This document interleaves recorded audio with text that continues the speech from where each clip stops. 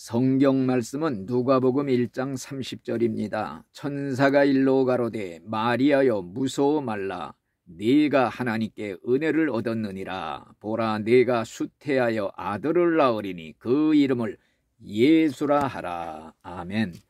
이 시간에는 왜 우리가 꼭 동정녀 탄생을 믿어야 되는가, 이런 제목으로 말씀을 드리려고 합니다.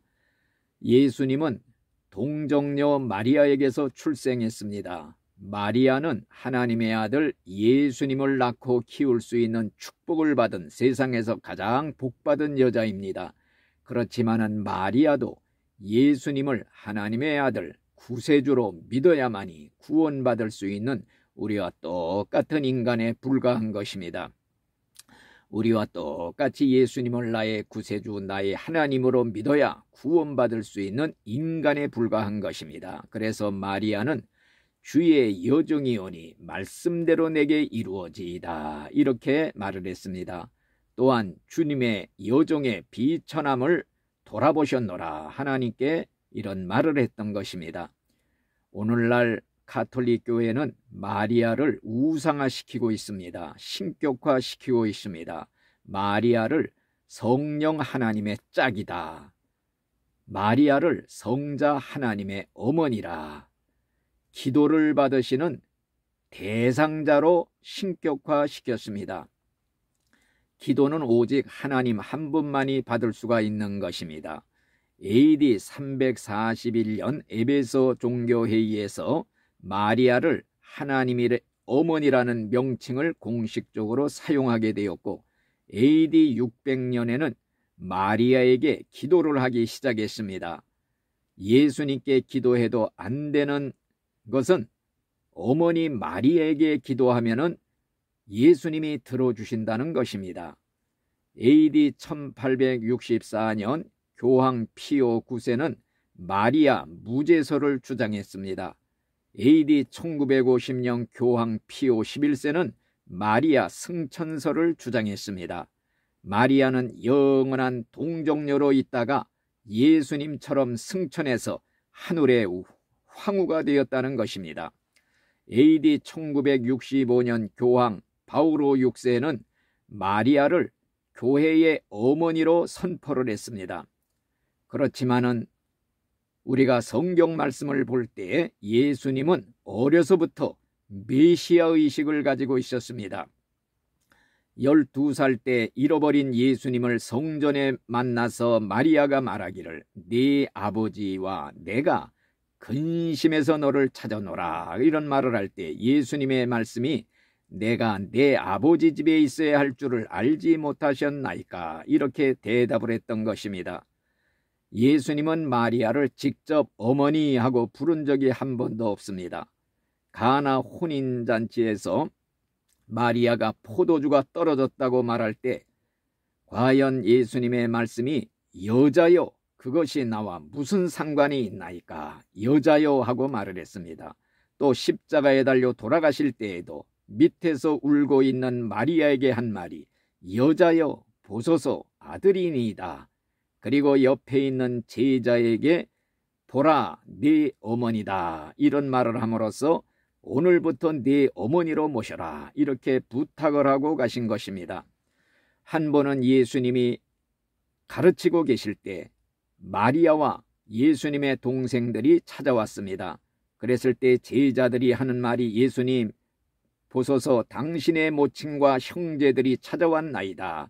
그때 예수님이 하신 말씀이 누가 내 모친이며 내 형제들이냐, 내 아버지 뜻대로 행하는 자가 내 모친이며 형제들이라, 이런 말씀을 하시었습니다.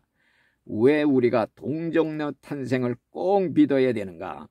만일 예수님께서 부부관계로 태어났다면 예수님도 원죄가 있고 죄인은 죄인을 구원할 수가 없기 때문에 구세주의 자격이 없는 것입니다. 원죄 관계를 피하기 위해서 깨끗한 처녀의 태를 빌려서 오신 것입니다. 그리고 잉태되었을 때에도 성령께서 죄의 오염을 막아주심으로써 죄 없는 인간으로 탄생하신 것입니다. 인간이 생식법칙을 어기고 처녀 탄생하는 것은 불가능합니다. 그렇지만은 탄생하신 분이 누구이냐 이거를 깨달을 때 가능한 것입니다. 바로 전능하신 창조자 하나님 자신이 처녀의 태를 빌려 직접 탄생하셨기에 얼마든지 가능한 것입니다. 바로 전능자 하나님이 처녀의 태를 빌려 2000년 전에 이 세상에 찾아 탄생하신 날이 바로 성탄일인 것입니다. 하나님이 사람의 몸을 입고 인간 세계에 들어오신 바로 인카네이션의 사건은 이 우주가 생긴 이래 가장 큰 기적 중의 기적이라고 말하는 것입니다. 그래서 성탄일에 천사까지 동원이 되어 이 기쁜 소식을 목자들에게 알렸던 것입니다. 보라, 내가 온 백성에게 미칠 큰 기쁨의 좋은 소식을 너희에게 전하노라. 오늘날 다윗의 동네에 너희를 위하여 구주가 나셨으니 곧 그리스도 주시니라. 아멘. 예수님의 탄생 소식이 왜 큰 기쁨의 좋은 소식입니까? 여러분들이여, 사형수에게 제일 기쁜 소식은 오직 한 가지, 사면령이 떨어졌다는 것입니다. 오늘날 우리 온 인류들은 죄값으로 이미 사형언도를 받고 죽으면 지옥 불구덩이 속에 들어갈 저주받은 사형수들이라는 것을 깨달을 때 예수님이 2000년 전에 오셔서 십자가에 죽으심으로써 말미암아 사형언도 받은 사형수들을 위해 사면령이 선포된 것입니다. 오직 한 가지 조건, 그 예수님을 믿음으로써 사면령을 선포한 것입니다. 여러분들, 포로된 자에게 제일 기쁜 소식이 무엇이겠습니까? 그것은 바로 석방 소식인 것입니다. 오늘날 온 인류들은 죄로 인하여 죄의 포로가 되어서 지금 마귀한테 끌려 지옥으로 끌려 내려가고 있는 그러한 상황이라는 것을 깨달을 때 예수님이 오시어 십자가에 죽으심으로써 정말로 해방을 선포하신 것입니다. 포로된 자에게 자유를 선포했습니다. 예수를 믿기만 하면 진리를 알지니 진리가 너희를 자유케 하리라. 우리가 해방이 되고 자유함을 얻고 구원을 받는 것입니다. 또한 여러분들이요, 정말로 빚진 자에게 가장 기쁜 소식이 무엇입니까? 그것은 빚을 탕감해 준다는 소식입니다.